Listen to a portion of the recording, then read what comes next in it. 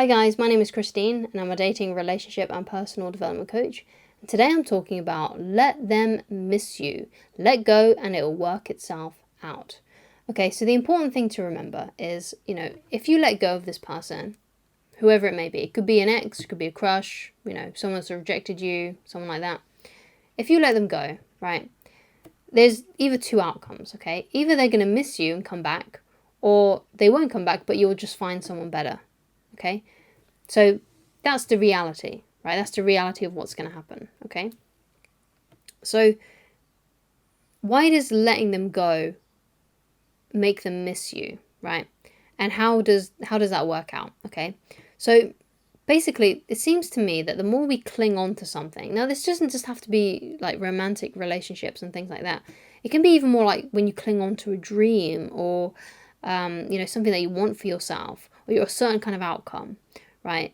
When we cling on to these things, including people, it seems like the more they slip out of our hands. And I think the reason we do that and the reason why that happens is because if we get too emotionally detached to something, the more likely we are to make mistakes because we're way too emotionally involved, right?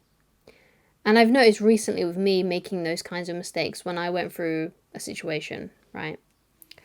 And basically in this situation, I had to speak on the phone a lot, right?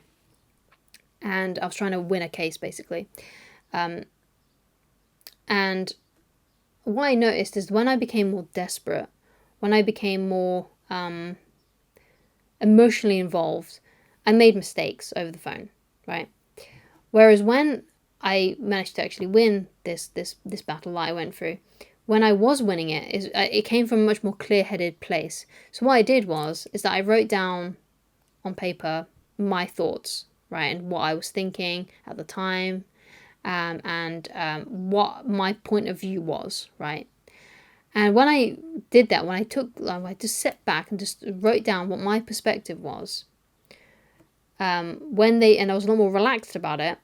When I won that situation, won that battle, it was a lot easier to do so because I was coming from a more clear-headed point of view because I'd taken the time to just sit back and think about, okay, what was my thought process at the time?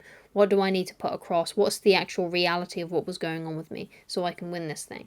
And that's when it worked. That's when I was able to win that situation, when I was able to win that battle, basically. And it became from a more relaxed, strategic place rather than an emotional place, right?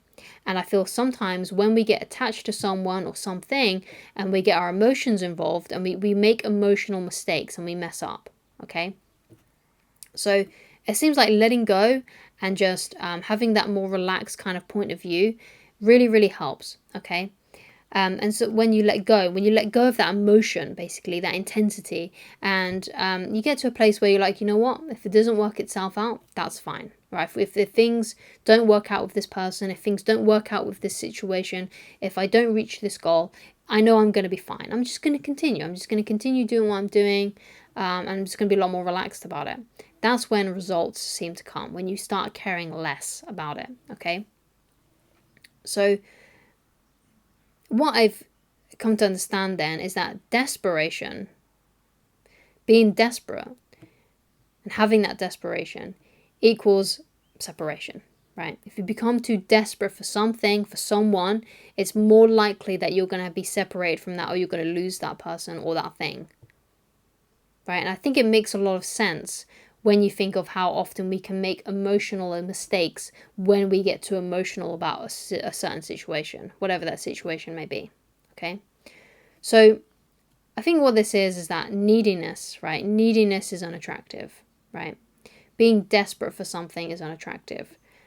So when you let go of someone, when you let go of someone in a relationship, right? Whether you've been dumped or whether it's someone that rejected you or something like that, when you let it go, right, and you just allow it and you walk away and you go into no contact, for example, because you're then showing someone, you're then displaying the qualities of someone who isn't needy. And if you're displaying the qualities of someone who isn't needy, you look more attractive, right? Which then opens the door for your ex to come back or this person that rejected you, for them to start seeing you in a different light, you see, okay? So the more attractive, the stronger your ability to let go, the more attractive you become. Okay. So, and this is something that I've seen as well, something that I've seen from being on the point of view of looking at someone who is not needy, who isn't desperate, right? And it seems to me that the people that are, it seems that we are just more attracted to people who are the least affected by us, right? So you may see someone who's attractive and it seems like they can't even give you they won't even give you the time of day, or perhaps they're just aloof or just mysterious. They sometimes interact with you, sometimes they're there, sometimes they're not. That kind of mystery about them is more attractive because they're not affected by you. They're not desperately trying to be in your world, trying to seek your approval or anything like that. They're in fact just living their own lives. And when I'm around people like that, when I've been around people like that in the past, the more I feel like I need to win their approval, or the more I feel attracted to them, or something like that. So it seems that we are more attracted to people who are unaffected by us. So you've got to then develop this yourself, like to become someone who's unaffected, right? To not be needy, basically, to not be desperate for someone, right? Sure, you may show your interest and be like, hey, it'd be great to hang out with you sometime. It'd be great to, meet up with you. It'd be great to have a catch up, whatever it may be, if they reach out to you. It's good to show that, you're there, basically. But you're not chasing them down. You're not over pursuing them. You're not sending them endless messages, right? You're aloof. You're gone. You're vanished. And what's cool is that if someone is still attracted to you and still loves you and still has feelings for you, they will be drawn back to you. But obviously those people that are not attracted to, you'll just lose them completely. They'll just fizzle out. But that's also a good thing, because you don't want to be with someone who doesn't want you, right? Even if you did manage to find a way to twist reality in some way and get them attracted to you and get them back into a relationship with you, or get them wanting to date you again, if you can do that kind of thing, if they were not really that attracted to you, if they're not really that interested, basically it's all just going to fizzle out again, right? It's better to try and pursue people and to hang around with people and to date people who are people that really want to be there, right? People that are interested in you, people that don't ignore you, people that don't dump you, people that don't reject you. You want to find someone that says yes, right? You want to find a dating prospect that says yes, that wants to be there, okay? You've basically got to trust that it's all going to work itself out. And this is something that I've had to do throughout my life on many different occasions. Sometimes you just have to trust that the right things will come to you, and the right people will come to you, the right circumstances will come to you. And sometimes you just have to let go a little bit of that control, because I feel like sometimes we try and control so many different things in our lives. And I'm someone who's like that as well. I love to be in control. I love to be able to know that the actions I'm taking is working, or whatever it may be. I like to feel like I'm in control. But there are a lot of things in life that you can't really control. Like, you can't control, for example, if someone's going to find you attractive.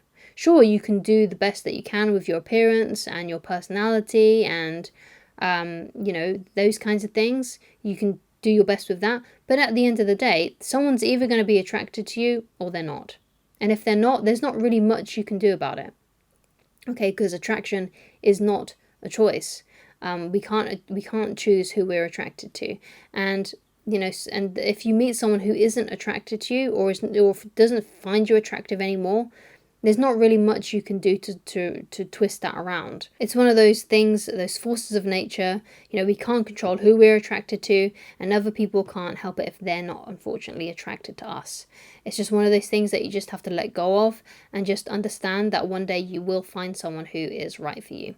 So thank you so much for watching. If you'd like to get in touch with me personally and you'd like coaching with me, then please go to www.christineloveridge.com, and I shall talk to you again very soon. Goodbye.